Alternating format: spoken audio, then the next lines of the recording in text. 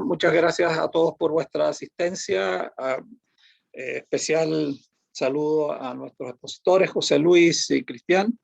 Le voy a dar la bienvenida posteriormente de forma más oficial y formal. Dentro de todo lo que es el cambio climático, obviamente, todos los problemas relacionados con el agua son de carácter fundamental, no solamente desde el punto de vista de que es una necesidad, pero también es una necesidad no solamente nuestra, sino que también de muchos otros. Y por lo tanto, desde ese punto de vista tenemos que tener cuidado desde el punto de vista de su uso racional y también de compartirla cuando sea necesario. Eso es parte esencial de todo lo que es lo que queremos entender por, en primer lugar, eficiencia hídrica, pero también todo lo que sea necesario desde el punto de vista de que esa eficiencia hídrica de alguna manera interactúe, de una manera converse con las realidades. Y esas realidades obviamente se ven más allá de lo que hacemos, se ven específicamente más allá de la actividad propiamente tal de la fruticultura, se ve en nuestros alrededores, se ve en las ciudades, se ve en los pueblos, y en ese sentido tenemos que ser eficientes, pero no solamente eficientes, sino que también tratar de colaborar en todo lo que sea conveniente y necesario desde el punto de vista de poder ayudar, colaborar, transferir conocimientos, pero también cuestiones bastante sólidas, realistas y prácticas en relación a quienes menos tienen puedan en algún momento, y que incluso que algunos que no tienen acceso al agua puedan tenerlo, puedan hacerlo y puedan... esto de tener a veces agua, a veces no tener agua, constituye evidentemente un freno, y el freno es ese freno, por lo menos desde el punto de vista del acceso permanente, tiene que de alguna manera buscarse una solución. Y en ese sentido, y obviamente todo lo que sea disponibilidad de agua, tener una claridad respecto de lo con qué contamos es tremendamente relevante, y en ese sentido obviamente que el profesor titular del Departamento de Recursos Hídricos de la Facultad de Ingeniería Agrícola de la Universidad de Concepción, José Luis Arumí, nos va a conversar y nos va evidentemente a iluminar en relación a esta materia. Y también respecto de la eficiencia, propiamente una cosa es la disponibilidad y lo otro es el uso adecuado del agua. Y por supuesto que la tecnología en relación con la eficiencia hídrica a todo nivel es tremendamente importante, y obviamente yo no soy agricultor ni nada por el estilo, pero no sé lo que es el humesuelo, no sé si está bien escrito, si lo he dicho bien, ya, pero algo tiene que ver con la humedad y con el suelo, así que es algo, supongo que tremendamente importante y relevante respecto de un uso eficiente del recurso hídrico. Así que muy agradecido, José Luis y Cristian, y también a todos quienes están participando en este seminario, primero por vuestra presencia y también por las charlas que nos van a entregar para tener un mejor conocimiento de las cosas que debemos hacer, cómo hacerlas y cuándo hacerlas. Muchas gracias y damos inicio formal a este seminario.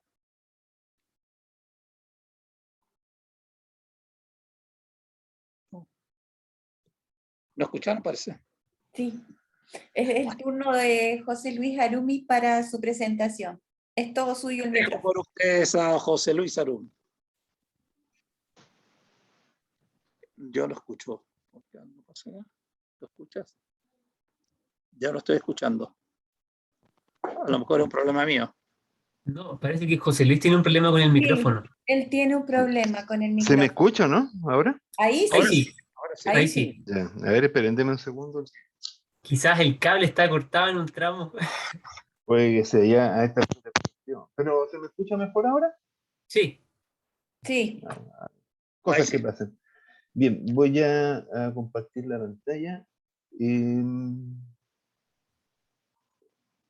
Ahí sí. Bien, muchas gracias por la invitación. La verdad es que para mí siempre es un honor recibir este tipo de invitaciones, sobre todo de productores, porque uno como profesor universitario, eh, yo siempre he dicho que nosotros podemos hacer investigación, podemos trabajar mucho en conocer los sistemas, pero los problemas del día a día los resuelve el sector productivo, el sector que maneja la agua, las organizaciones de usuarios de agua, y por eso es súper importante trabajar con usted. Voy a hablar en general sobre la disponibilidad de agua en Chile, sin entrar en detalles sobre cuál es la situación actual. Simplemente quería mencionarles que acaba de ser publicado hace poco el pronóstico de hielo de la Dirección General de Agua. Entonces, si a alguien le interesa ver la información del pronóstico de hielo y de la disponibilidad, está aquí en la página web de la Dirección General de Agua. Y aquí está, la primero, el pronóstico de caudales. Y si alguien quiere ver con más detalle el tema de la disponibilidad y las características de agua en Chile, les recomiendo que descarguen desde la DGA, o si quieren me envían un correo, yo se lo envío, el Atlas del Agua, que son 6 tomos, perdón, son 4 tomos, es un documento muy, muy interesante, que describe muy bien la condición hídrica de nuestro país. Es un aporte que hizo la Dirección General de Agua. Yo voy a hablar en general sobre nuestro país, sobre la situación hídrica de Chile, y un poco acercándome al tema que mencionó don Ronald en el sentido del cambio climático y la mega sequía. Nuestro país tiene características bien particulares, y la disponibilidad de agua a lo largo de nuestro territorio está muy condicionada a la cordillera de los Andes. La cordillera de los Andes es una enorme barrera orográfica que nace prácticamente desde Colombia y recorre toda nuestra costa hasta llegar a todo el borde de Sudamérica, hasta llegar al Cabo de Hornos, y se transforma en una barrera que afecta la circulación general del viento. Y eso es la principal razón por la cual en Chile existen ciertas zonas bien marcadas. En general, la circulación general de los vientos es un sistema producto de la compensación del exceso de calor que llega en la zona tropical con respecto a las zonas polares. No es novedad que en el trópico haga calor y en las zonas polares hace frío, pero lo interesante es que la naturaleza genera mecanismos de compensación de energía y de alguna forma transporta energía desde el trópico hasta los polos, y ese sistema de transporte son la circulación general de los vientos.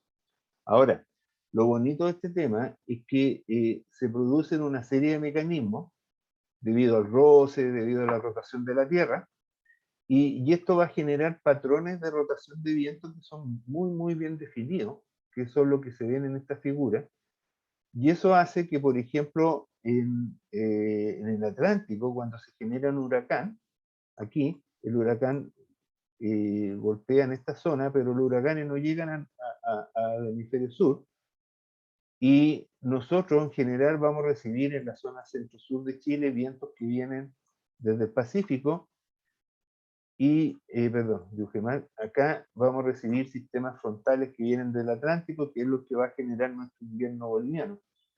Entonces, tenemos un sistema de circulación general de los vientos muy bien definido, que está fuertemente influenciado por la rotación de la Tierra, y que nuestro clima, en realidad, está condicionado por una cosa que hay aquí que se llama el anticiclón del Pacífico, y que tiene un papel fundamental en nuestro clima, porque permite el paso de sistemas frontales, y su comportamiento genera el clima mediterráneo que es tan característico de Chile.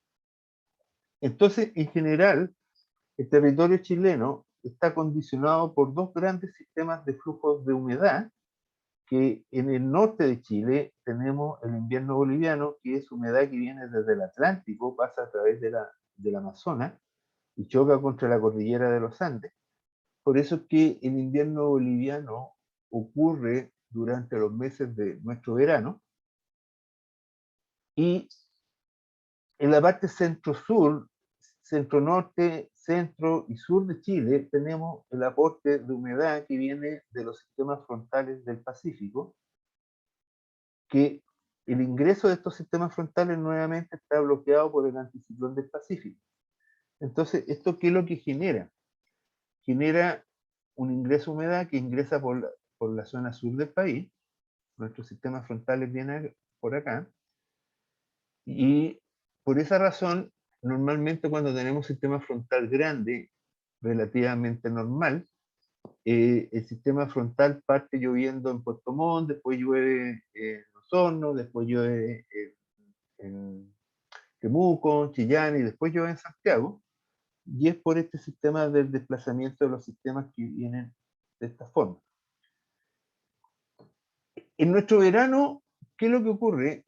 El anticiclón del Pacífico se desplaza hacia el sur, bloquea el paso de estos sistemas frontales y se activa el ingreso de agua desde el Atlántico que genera el invierno boliviano, y ahí ocurre una cosa bien interesante. El viento choca contra la cordillera de los Andes y baja por Argentina, y al bajar por Argentina se seca el viento y toma calor de la superficie de la Tierra. Entonces, por acá, por el centro de Chile, empieza a aparecer un viento cálido, muy caliente, que se la arregla de alguna forma para cruzar hacia el Pacífico, generando el viento puelche, que tanto nos afecta en los veranos. Yo acá en Chillán he medido en condiciones de un puelche extremo, evaporaciones de bandeja de 21 milímetros al día. Y eso basta un fósforo y normalmente algún descriteriado para que tengamos un incendio de 500.000 hectáreas, como pasó en algún minuto. Pero también el puelche, de algunas veces, logra pasar por acá, se encuentra con el mar, se carga de humedad y genera la vaguada costera o la camanchada. Entonces, esas son las condiciones que controlan nuestro clima. Entonces, esto está bien descrito en varias publicaciones. Si alguien quiere, me envía un correo, yo le puedo enviar alguna de estas publicaciones, pero tenemos este gran sistema de circulación que genera condiciones bien estándar en nuestro clima. Eso es bien interesante. Me van a preguntar qué pasa con las mega sequías, de ahí voy a volver a ese tema. Pero genera condiciones bien interesantes, que tenemos zonas muy, muy, muy, muy marcadas y que nosotros las conocemos. Entonces aquí tengo un video, perdón, ahora no me funciona. Denme un segundo para descubrir qué pasa que no me funciona. Bueno, ahora no funciona, pero este video lo que iba a ahí está, ahí apareció el botoncito que no aparecía. Entonces, está moviéndose muy lento, pero ahí se movió mejor y ahí vemos la circulación general de los mismos. Son movimientos latitudinales. Entonces aquí están los frentes que vienen por el Pacífico y aquí está el sistema que viene del Atlántico que lo mencionaba. Y aquí fíjense que hay una zona despejada de viento.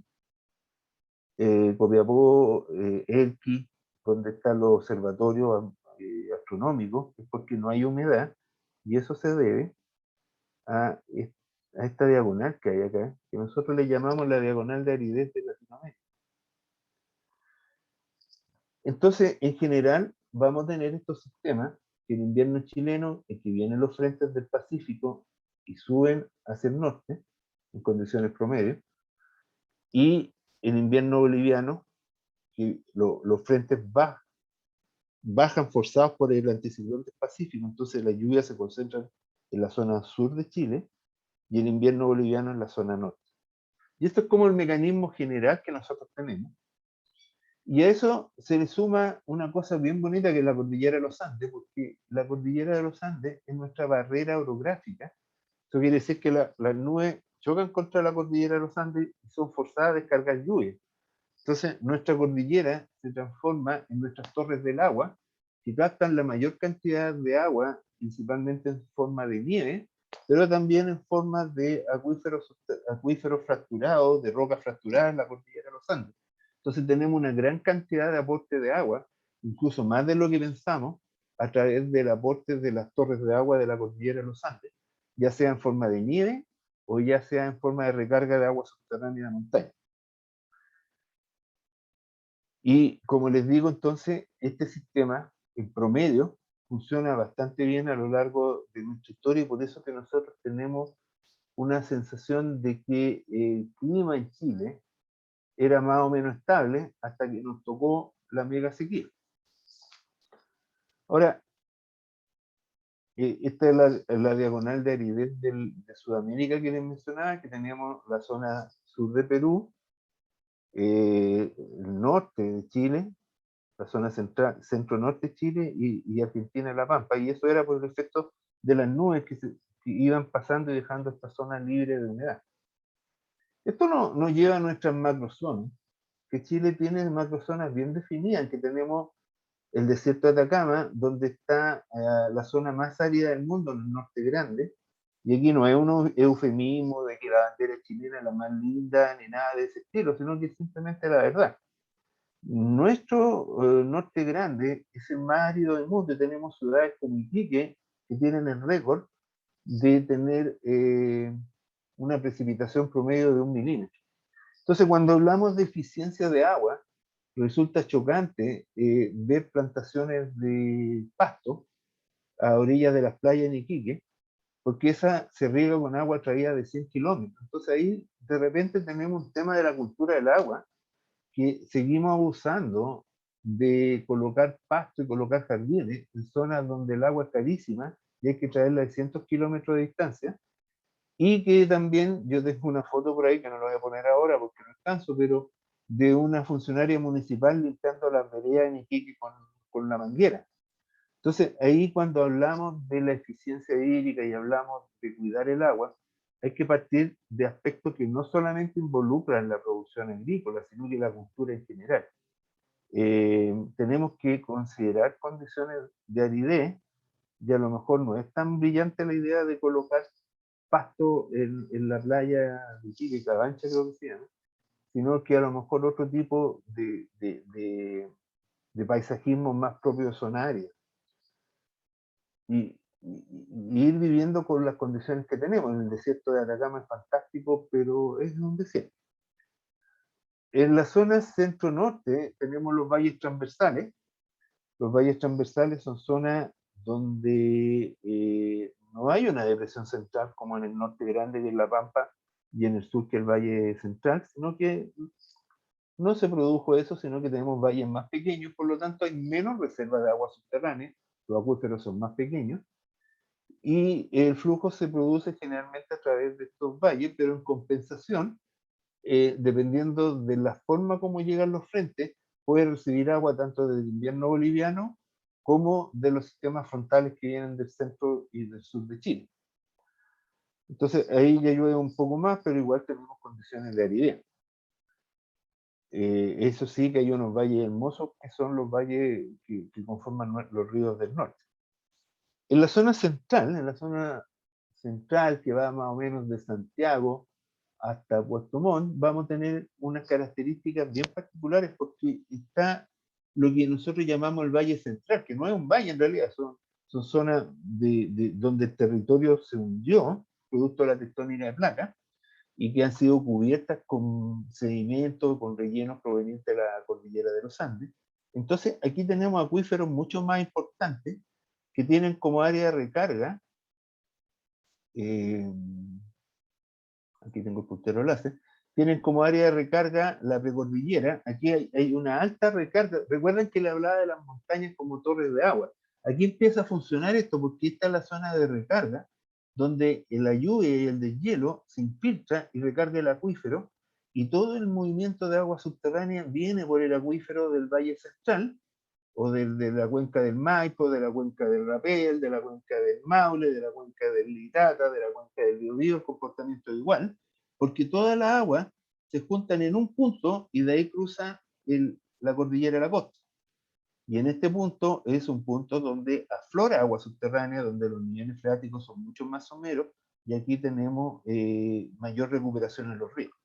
Y ese comportamiento es bien similar a lo largo del Valle Central, desde Santiago hasta Puerto Montt. La única diferencia es que empieza a llover más y en la zona de la Araucanía ya empiezan a aparecer los lagos. Pero esto es parte de nuestro paisaje en la zona central. Más al sur, la depresión que conformó el Valle Central también se hundió, pero el problema es que se hundió más abajo el nivel del mar y está inundado, y eso genera los sistemas de fiordos y las islas de las regiones 11 y desde Chiloé al sur. Entonces, el funcionamiento geológico es el mismo, la diferencia es que ya el clima húmedo llueve permanentemente porque ya el efecto del anticiclón permite que la lluvia ingrese durante todo el año. Entonces tenemos estas 4 macrozonas principales en Chile, que tenemos desde el desierto más árido del mundo hasta la Patagonia, que es bastante húmeda. Bueno, hay algunas zonas que están protegidas de la lluvia por el efecto de la cordillera de los Andes, que son un poco más áridas, como el caso de Punta Arenas.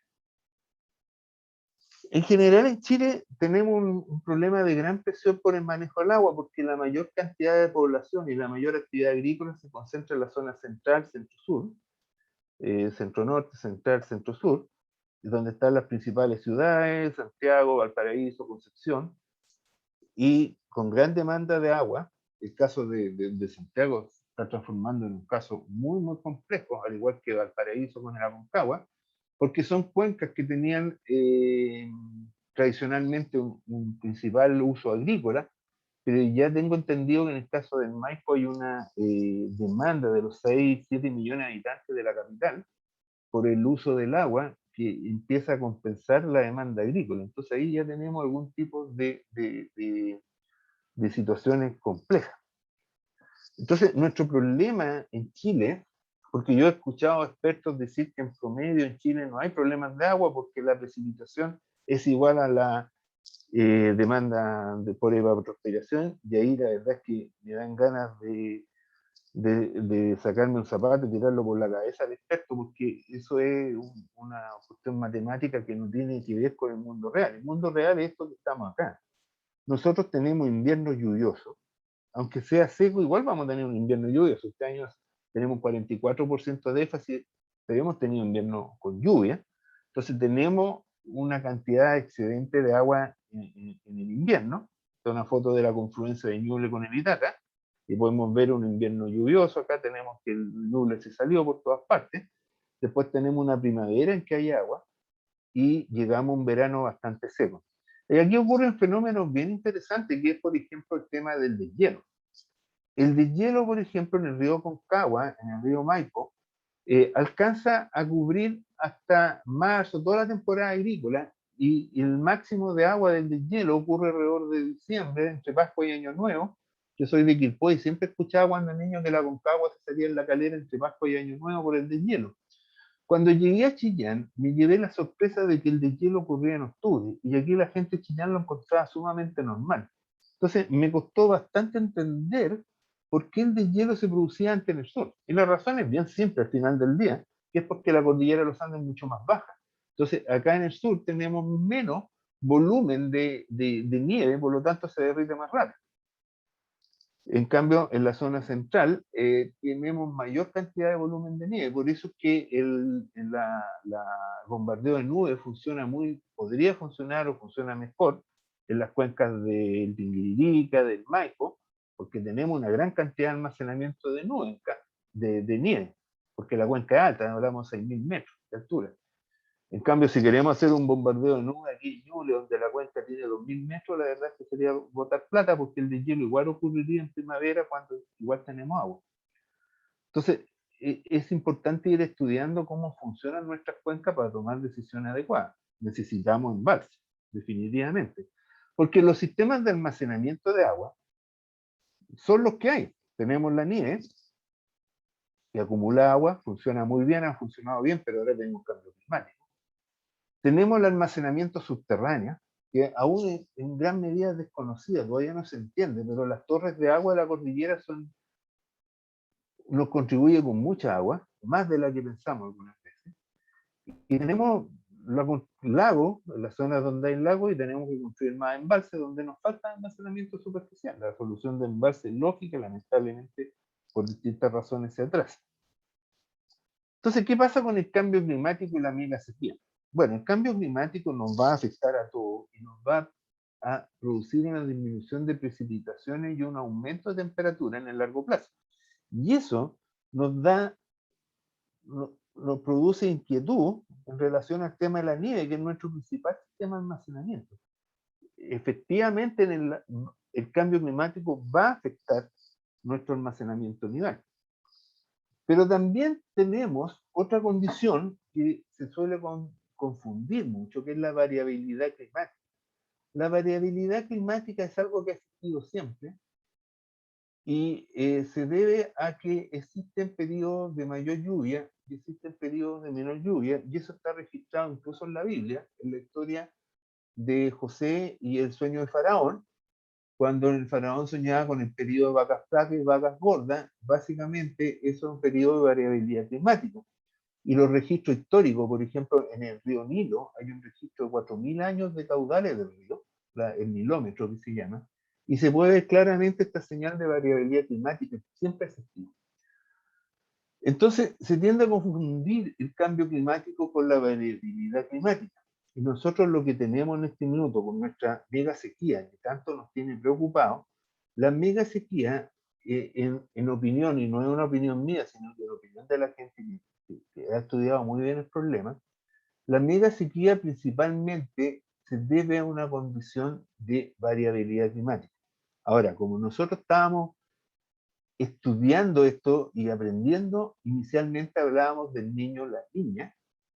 Después nos dimos cuenta que existía otro sistema forzante que se llama la oscilación decadal del Pacífico, que explicaba estos cambios, periodos de 7 años vacas flacas, 7 años vacas gordas, 10 años de sequía, 10 años de humedad, como era, por ejemplo, la condición del 80, que fue una década húmeda entre 1978 y 1994, hubo mucha lluvia.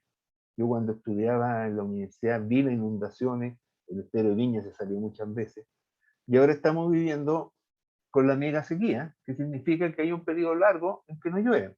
Ahora, ¿qué es lo que produce la mega sequía?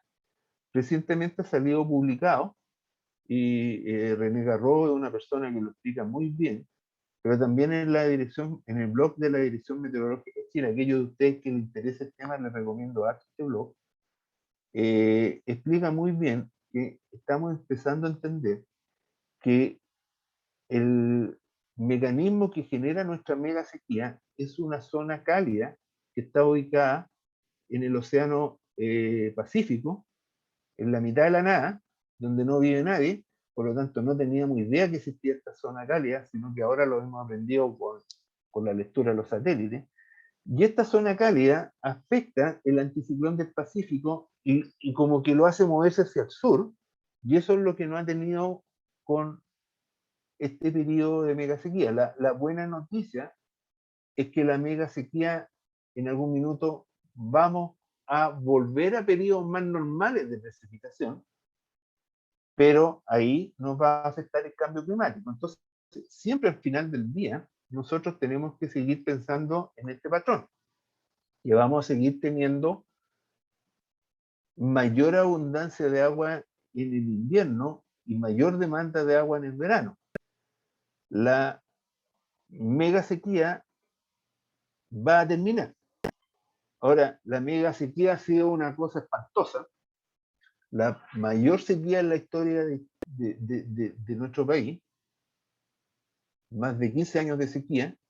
En otro periodo de la historia, como en 1930, que corresponde a esta foto, hubiera sido una catástrofe. Sin embargo, no ha ocurrido esa catástrofe acá en Chile. Entonces, una pregunta es, ¿por qué no ha ocurrido una catástrofe y aún así los productores de fruta siguen produciendo fruta, la agricultura sigue produciendo y el país sigue creciendo económicamente a pesar de todo? Es porque no hemos basado en el uso del agua subterránea. Y la razón es la tecnología. La tecnología nos ha permitido construir masivamente más pozos. Tenemos la tecnología para construir pozos, y una prueba de esa tecnología fue el rescate de los mineros de Copiapó, donde podemos ver en acción muchas máquinas perforadoras de pozos de una capacidad tremenda. Entonces tenemos una mayor tecnología para construir pozos y sobre todo tenemos bombas de pozo profundo mucho más baratas, económicas, que nos permiten explotar los pozos. Entonces, lo que hemos tenido ahora es un impacto sobre los sistemas de agua subterránea las aguas subterráneas han salvado a este país durante la migración. De alguna forma tenemos que pensar en cómo devolverle este servicio a la agua subterránea, por eso hay que ir pensando en técnicas de recarga artificial de agua subterránea, de mejor manejo de recursos. El tema es que aunque termine la mega sequía, o bien siguiendo la mega sequía, hay otros cambios sociales que se nos vienen, y que son cambios que antes no vivíamos. Aparecen nuevos actores que tienen nuevas miradas del valor de agua. Y está el tema ambiental, está el tema cultural, está el tema religioso y está el tema social. Entonces, nosotros en el mundo de la agricultura tenemos que darnos cuenta de que cada vez vamos a trabajar, si bien puede que logremos sortear esta crisis de la mega sequía usando el agua subterránea, esto no ha sido gratis y se ha secado la laguna Culeo, ha ocurrido lo que pasó en Petorca, donde hay una cosa que se llama los servicios ecosistémicos y los ecosistemas, dependientes de agua subterránea. Entonces, si seca una vertiente, yo no puedo decir, pero bajó un poquito el nivel del acuífero. Pero al bajar un poquito el nivel del acuífero, la gente ve que se le seca la vertiente, se le seca la humedad y tenemos el problema que hay en Petorca. No es que se haya secado todo el acuífero de Petorca, sino que se secaron los pozos pequeños, se secaron la humedad.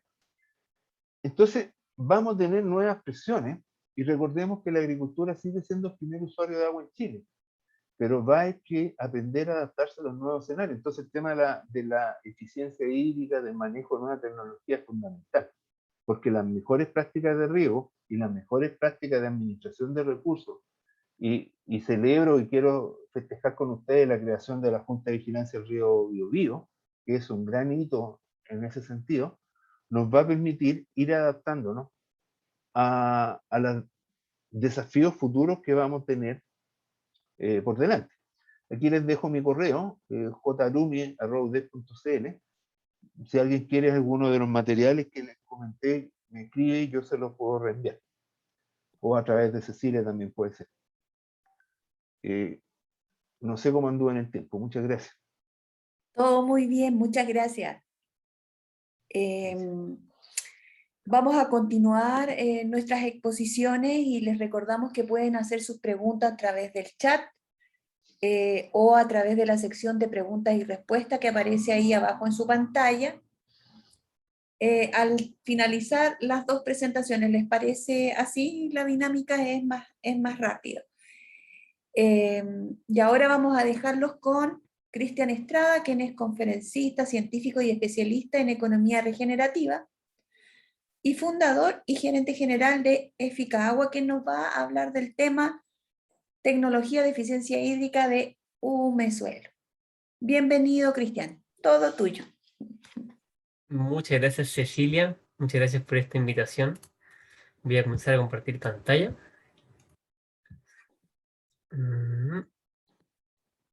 A ver. Ahí debería estar bien. ¿Me confirmas que se ve bien, Cecilia? Está bien, muy bien. Perfecto. Bueno, muchas gracias. Soy Cristian Estrada y hoy les vengo a compartir un poco sobre una tecnología y también a mencionarles sobre otras varias cosas más que existen, pero me voy a enfocar en este tema que comentaba Cecilia, que es una tecnología que ofrecemos en Eficagua. Bueno, para los que no conocen Eficagua, nosotros venimos trabajando hace varios años enfocados en contribuir a usar mejor el agua en la agricultura y por algunas innovaciones nos han destacado en varios lugares fuera de Chile, como México, Holanda, Grecia, Costa Rica, entre otros lugares.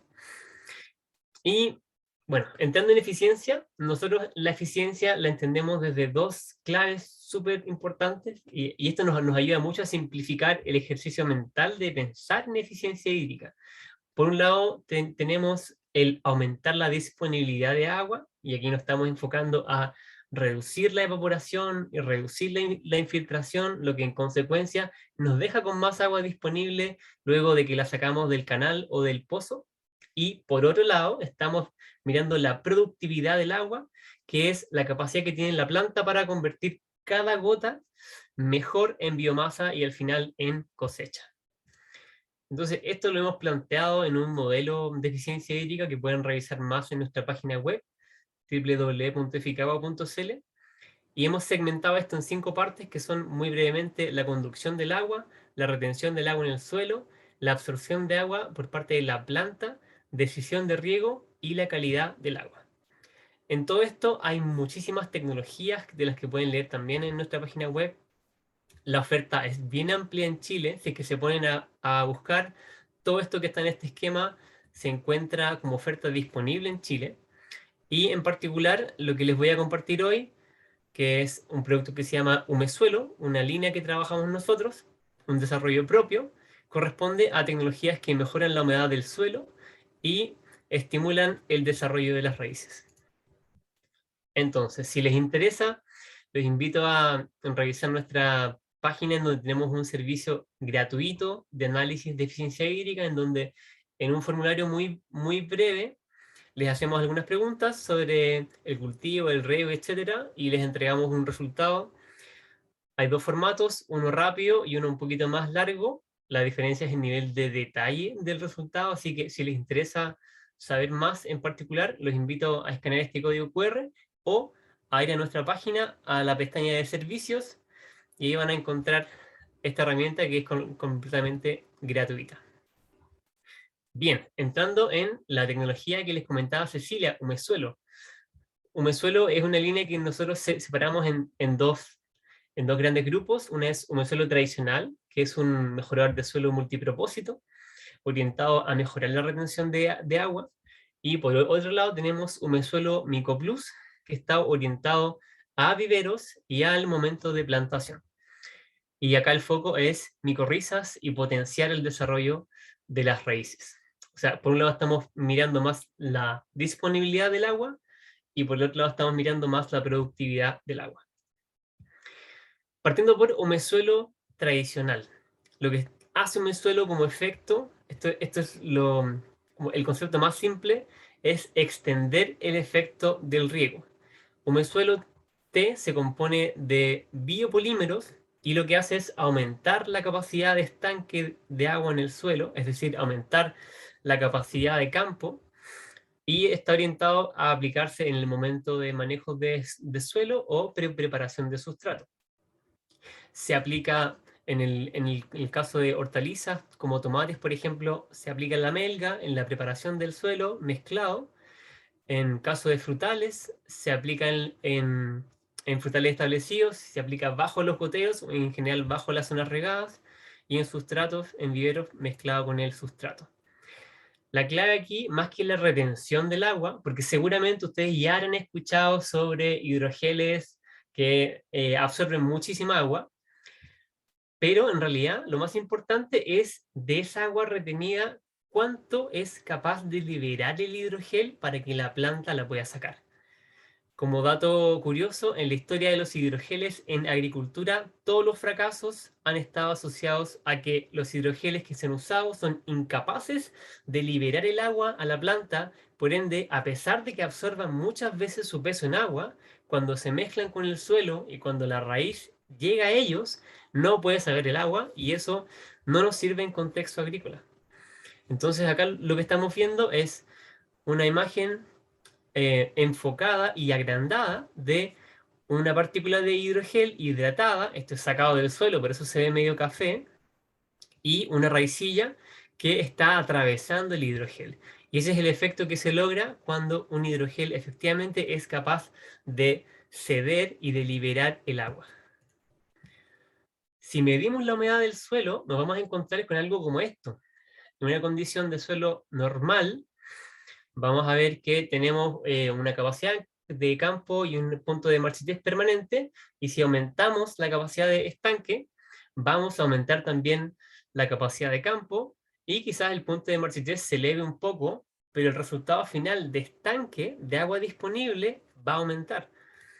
Entonces, cuando nos fijamos en qué podría pasar con el riego, podría pasar que si veníamos regando con una frecuencia y no estábamos mirando nada del suelo respecto de, por ejemplo, sondas de humedad de suelo para afinar mejor el riego, y solamente estamos regando porque hay un programa de riego o estamos acostumbrados a regar de alguna forma, es muy probable que exista un porcentaje de agua extra que estemos aplicando que en un contexto con una tecnología que aumenta la retención de agua en suelo implique que va a haber más agua disponible, porque esa agua que se estaba infiltrando antes, ahora se está quedando retenida, disponible para las plantas, y eso lo que genera es extender el tiempo de espera entre riegos. O sea que un riego me va a durar un poquito más. ¿Cuánto más? El que hemos medido fluctúa entre 20% a 70% más, dependiendo del contexto. Y también lo hemos medido con sondas de humedad de suelo. Acá lo que estamos viendo es un suelo franco-arcilloso, en donde en el eje vertical, o sea, hacia arriba, estamos viendo el nivel de humedad en el suelo, y en el eje horizontal estamos viendo el tiempo. Entonces, estas subidas y bajadas se deben a que se regó y el suelo se comenzó a secar. Se regó, el suelo se comenzó a secar. Se regó y así. Y las diferencias de colores indican cuánta humedad más pudo retener el suelo en donde se aplicó, en este caso, humesuelo. Y lo que vimos fueron diferencias promedio de el 6% más de humedad alcanzada en el suelo en donde se aplicó humesuelo. Entonces, en palabras simples, mayor capacidad de estanque, un riego dura más tiempo. Y eso claramente que tiene efectos en los resultados que vemos en campo. Por ejemplo, acá a la izquierda estamos viendo en Quillota un suelo, diría que franco-arcilloso, con un grado de pedregosidad leve. Estamos viendo un cultivo mixto de tomate y lechuga, en donde en el mismo día sacamos esta foto. En el sector a la izquierda no se había aplicado humesuelo antes del momento de plantación, y a la derecha sí. Efectivamente, lo que vimos en cosecha fue cabezas de lechuga más grandes, calibres de tomate más grandes, y en otros casos como paltos, por ejemplo, hemos visto que con el mismo riego se puede mejorar un poco la calidad del calibre. Por otro lado, la segunda línea de tecnología es Humesuelo Mico Plus, en donde el foco acá es potenciar a la raíz para que pueda maximizar su potencial absorbente y así pueda alcanzar nuevas zonas con agua. Y aquí me voy a referir a una tecnología que algunos aún no conocen, que son las micorrizas. Las micorrizas son hongos benéficos que se asocian con las raíces, y para que tengan una referencia, estas relaciones simbióticas en la naturaleza se dan con mucha frecuencia, y en las plantas terrestres tenemos que más del 70% de plantas generan micorrizas del tipo que se usa en agricultura, que son las micorrizas arbusculares. ¿Cómo funcionan las micorrizas? La micorriza es cuando se forma una simbiosis entre una raíz y un hongo. ¿Y eso qué permite? Que la raíz le pasa al hongo alimento, y el hongo le pasa a la raíz nutrientes y agua. Entonces, si pensamos en una raíz sin micorrizas, como lo que estamos viendo acá, una raíz que puede explorar el suelo hasta cierto límite, y lo comparamos con un perfil de raíces con micorrizas, vemos que las micorrizas, como son seres vivos que pueden seguir explorando mucho más allá del suelo, en poros más pequeños del suelo a los que no puede entrar una raíz, el efecto sobre el agua es que la capacidad absorbente aumenta, y eso genera mayor potencial para absorber agua, mayor potencial para absorber nutrientes, y también mayor tolerancia a periodos secos. Ahora, esto no es una receta que funciona igual para todos. Hay que fijarse en cuáles son las plantas que son afectadas por esto. Así que el momento de aplicación es clave. Cuando pensamos en viveros frutales, esto lo orientamos a la mezcla con el sustrato, y cuando lo pensamos en frutales que van a ser plantados, el momento de plantación es de los mejores momentos porque ahí comienza la planta a desarrollar el sistema radicular y se va encontrando con estas esporas de micorriza que lo que hacen es activarse y generar este efecto de aumento de volumen absorbente. Entonces es muy importante entender, ya que estamos trabajando con seres vivos, con qué tipo de plantas se relacionan estos seres vivos. Para las micorrizas esto está ampliamente estudiado, y para el objetivo de este webinar, las micorrizas que estamos trabajando son compatibles con limón, con naranja, con nueces, con uva y con palta. Son plantas que están en esta categoría de micotróficos facultativos, que es el término técnico para decir algo muy simple, que es que estas plantas se benefician cuando están en presencia de este tipo de micorrizas. Y lo que hemos visto en estos casos, a la izquierda en vivero, es mejor desarrollo radicular con el mismo riego, y acá al lado derecho hicimos un ensayo interesante en tomates. Esto es tomate franco, y lo que estábamos evaluando acá era el desarrollo en un suelo con nematodos. Lo que vimos fue que hay literatura que está asociada a que el efecto de las micorrizas puede en algunos casos proteger contra el ingreso de nematodos a las raíces, y lo que vimos en general fue que pasó bastante de eso en este caso, pero el foco al que estábamos apuntando era a evaluar si es que con el mismo riego y con la misma nutrición una planta de tomate se podía desarrollar mejor, y sí se desarrolló mejor porque entregó mejores calibres. Al final voy a compartir algunos gráficos sobre esto.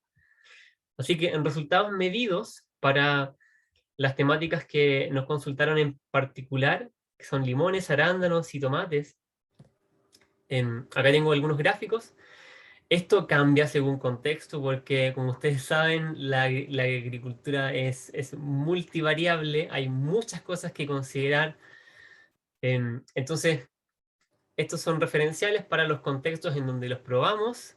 Si les interesa saber más, en nuestra página web están las fichas con más detalles de en qué momento se aplicó, cómo era el suelo, cuál era la fuente de agua, qué estuvimos midiendo en particular, cuál fue el rendimiento referencial del huerto. Hay muchas cosas que entran en juego a esto, pero para resumen siempre lo comunicamos con parámetros porcentuales, porque así definimos una escala pareja. Entonces, en el eje vertical de todo lo que les voy a mostrar, van a ver un porcentaje en donde 100% indica que es normal. Si es que algo llegó al 100%, es normal. Y acá estamos midiendo dos tipos de cosas. Calibre, en el caso de arándanos, mayor a 16 milímetros, y cosecha en toneladas por hectárea. Entonces, en este caso, el control 100% normal. ¿Qué es normal para este caso? Que 45% de la cosecha total eran calibre de 16 milímetros, y para el tratamiento con humesuelo T superamos el normal porque un 38% alcanzó el calibre de 16 milímetros, lo que implicó que por hectárea la cosecha aumentó cercano a los valores de 10 toneladas a 11 toneladas. El desarrollo de plantones de limón en vivero, acá lo mismo. Todo lo que vemos en 100 es normal. En control está el verde, en donde medimos el diámetro de tronco. En condición normal llegó hasta 9,37, y con humesuelo, bueno, engrosó un poco más. Y acá pusimos el riego porque en este caso fue con el mismo nivel de riego. O sea, acá vimos un efecto en la productividad del agua, porque con la misma agua logramos una planta más vigorosa. Acá también todo lo que es 100% llegó a nivel normal. Esto es en paltos, 40 kilos por palto, aumentamos a 53,4 kilos por palto. De primera calidad, que fue el 80% de cosecha en condición normal, aumentamos a un 90% de cosecha. Este era un huerto con muy buen rendimiento, y lo que estaban haciendo ellos eran riegos de 2 horas a la semana. En limones que fueron inoculados en plantación, y esto es, le pusimos micorriza al momento de plantación, lo que la operación implicaba en cada hoyo aplicar una dosis de Humesuelo Mico Plus. Todo lo que está en 100 es normal. Entonces lo que estamos viendo acá es que el desarrollo del diámetro del tronco estuvo prácticamente igual. La cuaja aumentó desde 173 unidades por árbol a 189, o sea, cerca de un 10% mayor cuaja por limón, y el riego se mantuvo igual. O sea, lo que vimos acá fue aumento en la productividad del agua, porque con el mismo riego que estamos viendo acá, aumentamos en 9,4% la cuaja por árbol. Y finalmente en tomates, acá todo lo que llega a 100 es normal. En azul está el control y en verde está el tratamiento con Humesuelo, donde a cada hoyo de plantación se le incorporaron 3 gramos de Humesuelo Mico Plus. Y lo que estamos viendo es el calibre normal, 7,5% fue de primer calibre. Y en el caso de Humesuelo, doblamos un poco y un poco más ese porcentaje, 16,1% fue de primer calibre. La cosecha por hectárea aumentó en cerca de un 12% y el riego se mantuvo igual. O sea, el mismo efecto, aumentamos la productividad del agua porque con el mismo riego se aumentó el nivel de cosecha. También hemos estado evaluando esto con satélites, cómo andan los rendimientos asociados a otras tecnologías como decisión de riego. Entonces hay muchas cosas que se pueden integrar. Esto es un huerto de palto, en donde comenzamos a integrar mejores decisiones de riego y nada más que eso, y vimos cómo aumentó el vigor visto desde satélite.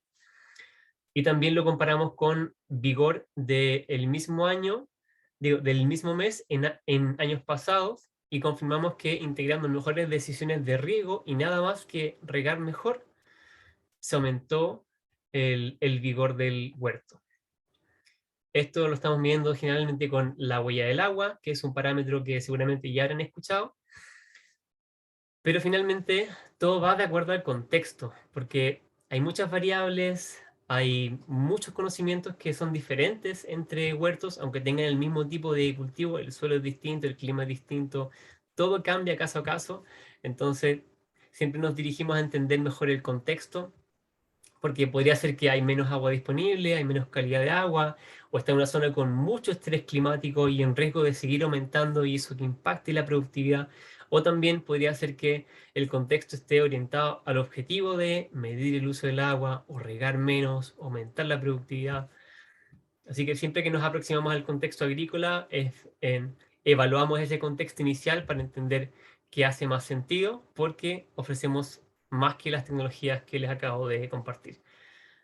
Les agradezco por el espacio y los dejo invitados nuevamente a usar esta herramienta gratuita que comenzamos a usar el año pasado, para que puedan tener una referencia si les interesa de cuánto pueden seguir aumentando en eficiencia hídrica. Porque hay mucho que se puede hacer y muchas más tecnologías que las que yo les compartí acá. Muchas gracias. Muchas gracias, Cristian. Y ahora también invitamos a unirse, ¿no es verdad? Ahí está José Luis, para que podamos dar respuesta a las preguntas que nos han llegado. José Luis, mira, me dicen, quizás esto no tendríamos que a lo mejor ser magos, pero ¿cuánto tendría, dice, que llover para poder comenzar a decir que estamos saliendo de la sequía?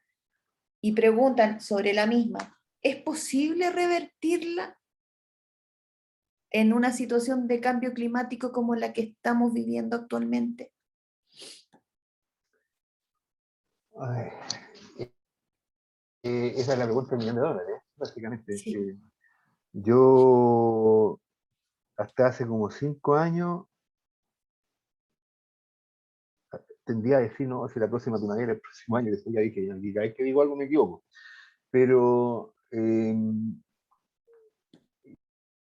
yo pienso que el problema principal o la zona más afectada por la mega sequía, por decirlo así, es la zona centro-norte central, donde se ha producido una mayor disminución de los acuíferos y, bueno, hay que decir la Paloma, otros embalses que están vacíos. Nosotros acá en Biobío tenemos el lago Laja, que el lago Laja tenemos un nuevo convenio, que yo participé en la modelación del lago Laja para el convenio operacional. Entonces, el lago Laja en realidad es muy difícil que vuelva a llenarse por la operación que tiene. Entonces, en general, nosotros no va a ser muy difícil que podamos volver a niveles de cantidad de agua como lo que teníamos a finales de los 80, cuando teníamos sobre todo los acuíferos que no estaban explotados, que estaban llenos, el lago Laja que estaba lleno antes de la construcción de la central del Toro. Entonces, en general, y esto sumándole la mega sequía, que estamos perdiendo un 10% de precipitaciones, un 10, un 15%. Entonces, en general tenemos que pensar que, si bien es cierto, la mega sequía va a terminar algún día, y aquí está el otro problema, que no sabemos si termina el próximo año o en 10 años más, porque todavía no entendemos bien cómo funciona la mancha cálida, pero en algún minuto la mega sequía va a terminar, vamos a tener años lluviosos, y aquí hay una cosa que yo vi un video el año pasado de un agricultor que había colocado una bocatoma en el río Chillán, y el río creció en un temporal y se la llevó. Entonces, hay que recordarse que eventualmente vamos a tener inundaciones, y nuestras bocatomas, nuestras defensas fluviales tienen que estar diseñadas para esas inundaciones. Yo escucho mucho, y con mucho susto, mucha gente dice que ya no llueve como antes, entonces ¿para qué me voy a preocupar de las inundaciones? No, eso van a ocurrir. Entonces, tenemos que pensar que vamos a tener un porcentaje de reserva hídrica menor. Es difícil dar cifras, pero conceptualmente hay que pensar en eso. Entonces, por eso es que es importante que conversemos el tema que está poniendo Cristian de tecnología, biotecnología, que nos permite regar en forma más eficiente. Es relevante porque tenemos que pensar no vamos a volver a finales de los 80, los 90, cuando teníamos mucha agua y pocas demandas. Entonces, siento no poder dar mejores noticias, pero es la realidad. Ok, pero está bien, de eso se trata, porque justamente estos webinars tienen esta característica de mostrar cuál es la realidad, pero también mostrar aquellas tecnologías y traer acá diferentes tecnologías, y así lo vamos a ir haciendo, que existen en el mercado, tratar de es súper unirlas valioso para... este trabajo, porque, perdona, ¿te puedo hacer un comentario, algo que se me quedó y que es relevante para el gremio de los fruteros? Yo no tengo ningún estudio que lo avale, pero tengo una tremenda sensación visceral de que está lloviendo más en las primaveras. Yo creo que ese es un tema muy relevante para la producción de fruta, y habría que a lo mejor preocuparse de cómo han aumentado las probabilidades de lluvia. Ahora mismo tuvimos un septiembre bien lluvioso, y cómo han aumentado las probabilidades de lluvia que pueden causar daño a la producción de cereza, de otros frutos de otras frutas que son más sensibles. Es un tema relevante en la parte frutícola. Quizás con un climatólogo o alguien que pudiera ver ese detalle. Y lo vamos a tener. Vamos a ir abordando desde diferentes puntos de vista. Y ahora, como estábamos diciendo, que también la idea nuestra es traer tecnologías que les permitan, no es verdad, a los productores, a los exportadores, ver lo que hay y ver si qué les acomoda más.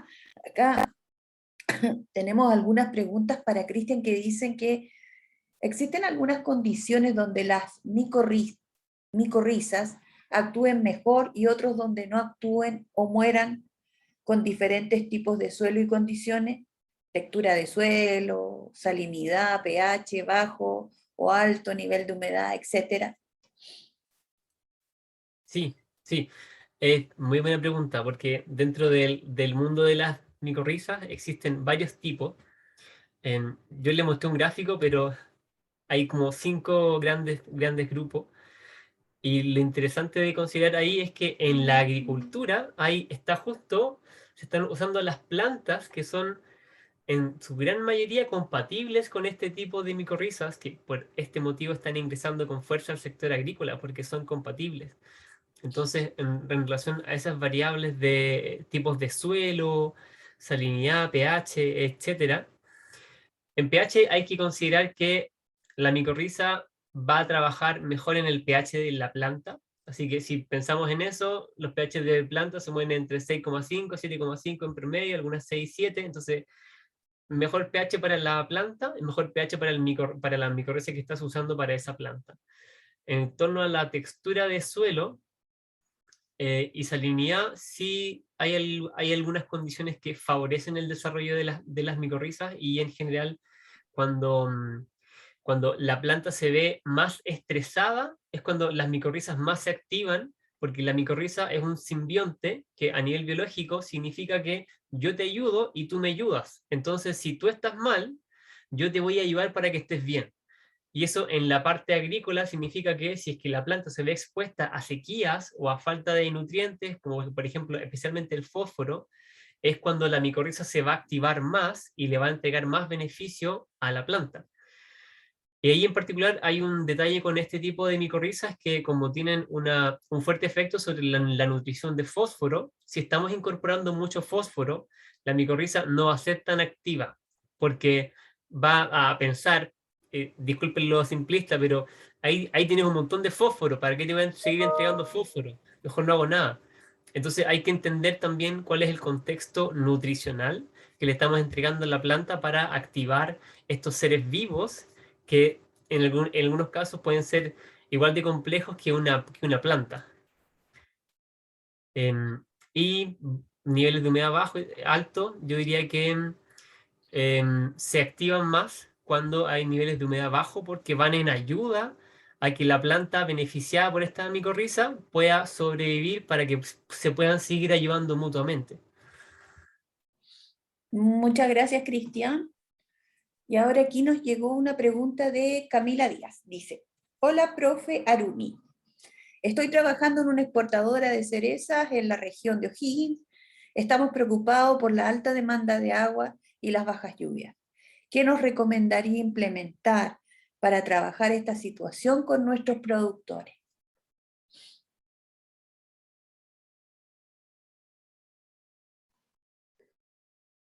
Hola, hola Camila, ¿no? Sí. Hola. Bueno, como en todas estas cosas hay que tener medidas de corto, mediano y largo plazo. Entonces, primero tenemos que pasar esta temporada. Entonces, la temporada de ahora, hay una medida de corto plazo de emergencia que en realidad no es idea mía, es idea de Eduardo Horsaffer, pero yo siempre lo he encontrado interesante, que es considerar las funciones riego-producción y tratar de salvarla, no cortar los no cortar los huertos frutales, sino que decir, bueno, tratemos, si hay mucho problema de agua, tratemos de dejar sobreviviendo los frutales hasta la próxima temporada que esté mejor. Eso es lo primero, o sea, decidir dónde voy a concentrar el riego, qué es lo que voy a regar, qué es lo que voy a tratar de salvar, aunque tenga menor producción, y qué superficie voy a dejar en barbecho. Esa es la primera medida, porque aquí en Chillán estábamos con un 40% de déficit de precipitaciones. No tengo muy claro lo que hay el déficit del norte, de Rancagua, pero yo creo que es incluso peor. Entonces, la primero es salvar la temporada, pero no cortando árboles, por favor. Eso es. Pudahuel está con un 73, Curicó está con un 50% de déficit. Sino que tratar de tomar medidas racionales, con todo. Salvar la temporada. Tratar de generar proyectos de emergencia que hay en la CNR, supongo que hay, no tengo claro, pero decidir qué es lo que voy a regar y dónde voy a asignar el agua. Medida de mediano plazo es mejorar la eficiencia de manejo de agua en todo el predio. Y medida de largo plazo es ojalá que se construyan más embalses y medidas pero ya son medidas más estructurales. que hay que desarrollar, o sea, ya escapa de repente al alcance de un productor. Pero sí pensar, por ejemplo, en este tema de las microvisas y de otro tipo de tecnología que permita un ahorro de agua. Muchas gracias, profesor. Y la última pregunta que está para Cristian dice, dice, Alexis dice, hola, ¿cuáles son las recomendaciones o consideraciones respecto al uso de humesuelo en huertos que ya se encuentran en producción? Ajá, muchas gracias Alexis por tu pregunta. Mira, hay una calculadora que pusimos en nuestra página web en donde se pueden hacer todas estas estimaciones muy fácil, pero en general la aplicación de humesuelo como va orientada a aumentar la capacidad de agua disponible en el suelo, se aplica bajo los goteros. Entonces, si tienes riego por microaspersión, iría bajo las zonas que se están mojando, y si tienes riego por goteo, justo debajo de los goteros. Como es una aplicación de un producto sólido que se hidrata, el desafío en particular para los huertos en producción es que tienes que ir gotero a gotero manualmente, y eso implica bastante tiempo invertido, bastante operación. Pero el efecto es por lo menos de 3 años que está aumentando la capacidad de agua disponible en ese sector. Y acá te quería compartir, ¿puedo compartir pantalla de nuevo? ¿Sí? Sí, acá quería solamente compartir la sección de nuestra página web. Acá tenemos la calculadora. Entonces, para uso agrícola, acá tenemos frutales mayores establecidos. Acá hay un video. Y acá dosis. Entonces, seleccionan las hectáreas, cuántas plantas por hectárea, cuántos puntos de riego, y ahí te da un rango de producto requerido según el tipo de suelo. Esto es súper importante. Si no conocen el suelo, comiencen por conocer su suelo, porque como aumentamos la capacidad de agua disponible, la dosificación va en relación al tipo de suelo, y eso es crítico. Así que, como se imaginarán, no recomendamos usarlo en suelos arcillosos, y recomendamos mucho usarlo en suelos arenosos. Ok. Muchas gracias al profesor José Luis Arumi y también a Cristian Estrada, ¿no es verdad?, de Ficagua, por habernos acompañado el día de hoy, a todos ustedes quienes están con nosotros y estuvieron en este webinar también, y nos seguimos encontrando porque este es el inicio de un ciclo de charlas que tendremos relacionadas con el agua, y específicamente también a mostrar nuevas tecnologías que les permitan a ustedes tomar una decisión y ver que existen las tecnologías. Esa es nuestra misión. Estas son las tecnologías que existen, ustedes ven si les acomodan o no, y conocerlas, ¿no es verdad? Entonces, todos los días martes nos vamos a seguir encontrando a las 16 horas. Los esperamos el próximo martes a las 16 horas en una nueva charla. Muchas gracias, José Luis, muchas gracias, Muchas gracias por Cristian. la invitación. Un Hasta gusto. luego, muchas Chao, gracias. chao. Buena Muchas gracias. semana. Chao. Chao. Chao.